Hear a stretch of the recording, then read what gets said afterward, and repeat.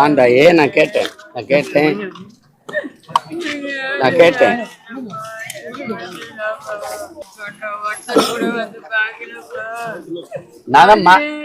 நான் உங்க பிள்ளை இருக்கேன், நான் வந்து பாக்குறேன். தைரியமா இருங்க, கலங்காதீங்க அம்மா. ரொம்ப தண்ணீர் தவற விட்டுட்டோம். உங்க பையன் தான் காப்பாத்த போனாரு. இவங்க அப்பாவை கூட்டு வரதான் போனோம். ஆதரவே இல்லை. ஒரே பையன் அவங்க தங்கச்சிங்க இன்னும் கல்யாணம் கூட பண்ண பையன் குழந்தைக்கு எல்லாம் போச்சு. இல்ல இவர் வீட்டுல சிக்கி இருந்தாரா? இவர் அந்த நேரத்துல வீட்டுல இருந்தாரு, வராதப்பான்னு சொன்னாரு. அப்பா விட்டு எந்த பிள்ளை இருக்கும், அப்பாவை கூட்டு வரதுக்காக தான் போனான். இந்த மோனதான் திருமணம் மடக்கி போட்டுருச்சு பிள்ளை. அப்படியே குப்புறம் வந்துட்டான். 3 நாள் கழிச்சு நாங்க என் பிள்ளைய பார்த்தோம். 3 நாள் அழிப்பதான் என் பிள்ளைய பார்த்தோம். நாங்க 4 நாள் தான்ப்பா பார்த்தோம். தேடினாங்க, போட்டு வச்சு தேடினாங்கதான் எங்க வீட்டுக்குள்ள எல்லாம் தேடிச்சு. ஆனா அது வந்து கீழே ஊறி போனாலும் கிடைக்கல. 4 நாள் தான் கிடைச்சா. இப்ப என்னமா சொல்றாங்க? டெத் சர்டிபிகேட் வாங்கிட்டீங்களா? தர மாட்டாங்க. இன்னும் கொடுக்கவே இல்லை. என்ன சொல்றாங்க அப்படியே தெளிவா சொல்லுங்கண்ணா. என்ன சொல்றாங்க? பள்ளிக்கரண அவிவ் ஆபீஸ் போனா அங்க இருந்து மடிப்பாக்கம் போக சொல்றாங்க. மடிப்பாக்கத்துல இருந்து அந்த ஆபீஸ் ஜோன் ஆபீஸ் போன்றாங்க. ஜோன் ஆபீஸ்ல இருந்து மறுபடியும் மடிப்பாக்கம் போன்றாங்க. அங்க போனா மறுபடியும் பள்ளிக்கரணை போன்றாங்க. இனி ஃபுல்லா அலைஞ்சிட்டு சும்மா வெறுங்கையோட தான் வரும். இல்ல நீங்க இருக்கிற பகுதி வந்து பள்ளிக்கரணை தானே? ஆமா. ஆமா. இங்க இருந்து அதான் மாத்தி சுத்த விட்டுனுக்குறாங்களே தவிர யாரும் வந்து ஒரு இது கொடுங்க, இது பண்ணலாம் அப்படின்னு சொல்லி யாரும் கேட்கவும் இல்லை, எதுவும் பண்ணல. அன்னைக்கும் யாரும் காப்பாத்துறதுக்கும் வரல, அதை கொண்டு போய் சேர்க்கறதுக்கும் யாரும் வரல. எல்லாத்துக்கும் பணம் தான் கேக்குறாங்க. சரிங்களா? இல்ல இறந்த இப்ப வெள்ளத்துல பாதிக்கப்பட்டு இறந்தவங்களுக்கும் இறந்த சர்டிபிகேட் 4000 ரூபாய் பணம் கொடுத்து தான் கூட்டு போனாங்க. சொன்ன வெக்க கேடுதான் இதெல்லாம். எல்லா இடத்துக்கும் பணம் கொடுத்துதான் எல்லாத்தையுமே. எங்க புள்ளைய நாங்க தூக்கிட்டு போறதுக்கு கூட நாங்க லஞ்சம் கொடுக்கணும். உங்க பையன் வந்து வெள்ளத்துல பாதிக்கப்பட்டு இறந்துருக்கிறாரு. உங்களுடைய கோரிக்கை என்ன? கோரிக்கைன்னு அரசுக்கு உங்களுடைய கோரிக்கை என்ன பண்றது? என் குழந்தை போச்சுப்பா. யாரு வந்து எங்களை குழந்தைய மீட்டு? ஒரே கந்து அவன் தான் வருமானமே. எனக்கு சொத்தே போயிடுச்சு. 2 பேர் தான் வயசானவங்க. நான் என்ன பண்றது? எந்த கோரிக்கை கேட்டுனா என்ன பண்றது? குழந்தையே போச்சு. இந்த சர்டிபிகேட்டாவது கொஞ்சம் வாங்கி கொடுங்கப்பா. குழந்தை மூஞ்சி இல்ல, ஒண்ணும் இல்ல, எல்லாம் பறி கொடுத்துருவாங்க. அதுக்கு போய் நடக்க வைக்கிறாங்கப்பா எங்களுக்கு. அப்பப்போ ஸ்டேஷனுக்கு அதுக்கும் தெரிஞ்சுக்கின்னு கிடக்கணும்பா எங்களுக்கு. இல்ல கண்டிப்பா இதுக்கப்புறம் உங்களுக்கு கிடைக்கும். அதுக்கான அவரு வேலையை விட்டுட்டு கை குழந்தை கையில வச்சுட்டு இருக்காங்க. அதான் தங்கச்சி அது அலையிறாரு. வேலையை விட்டு எனக்காக அலையிறாங்க. எனக்கு எல்லாம் அதை பத்தி தெரியாதுப்பா. எங்க போறது எங்க வர்றது அதெல்லாம் தெரியாது. அவரை தான் வச்சு பேச வச்சிருக்கேன். இப்ப டெத் ஆகி 10 நாள் ஆக போகுது. இந்த 10 நாள் இந்த ஒரு புள்ளதான் அலைஞ்சிட்டு இருக்கான். இது வரைக்கும் அதுக்குள்ள எந்த ஒரு ஆக்ஷனும் எங்களுக்கு எதுவுமே கிடையாது. எதுவுமே எடுக்கணுன்ற முடிவு அவங்க எடுக்கவும் இல்லை, எங்களுக்கு ட்ரை பண்ணவும் இல்லை.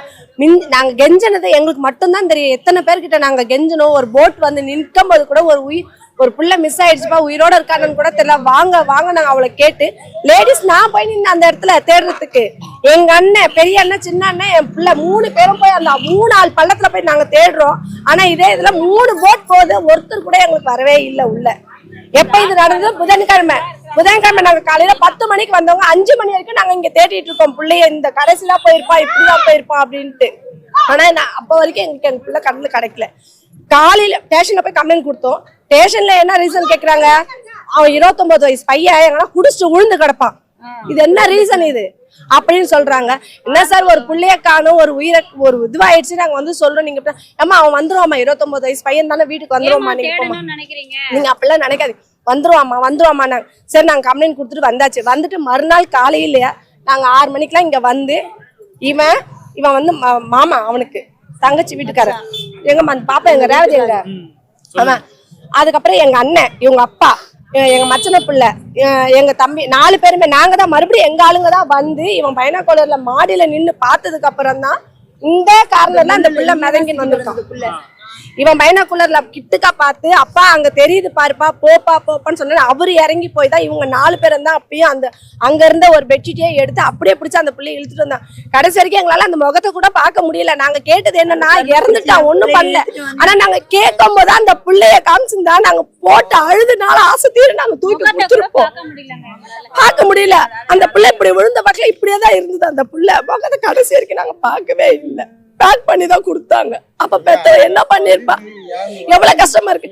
அதே அன்னைக்கு நாங்க சொன்ன அன்னைக்கு செவ்வாய்க்கிழமையே கொஞ்சம் எங்களுக்கு தேடி ட்ரை பண்ணிருந்தாங்கன்னா அஸ்லி அந்த முகத்தனா நாங்க பார்த்து அழுதுருப்போம். எங்களோட கோரிக்கை அதுதான் கேட்டோம், வேற ஒண்ணுமே நாங்க கேட்கல.